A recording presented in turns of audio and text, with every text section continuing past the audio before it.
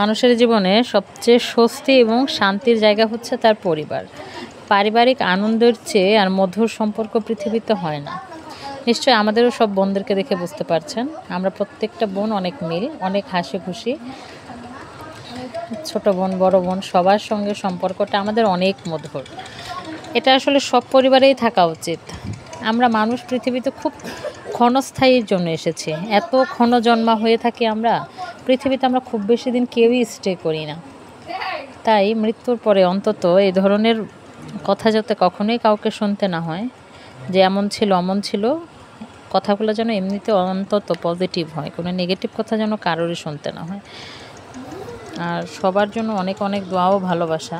সবাই সবার পরিবারের মানুষজন নিয়ে অনেক ভালো থাকবেন, ভালোবাসার মানুষদের পাশে থাকবেন এবং অবশ্যই মানুষকে ভালোবেসে নিজের সঙ্গে জড়িয়ে রাখবেন। এটা খুবই গুরুত্বপূর্ণ। সবাই ভালো থাকুন, সুস্থ থাকুন।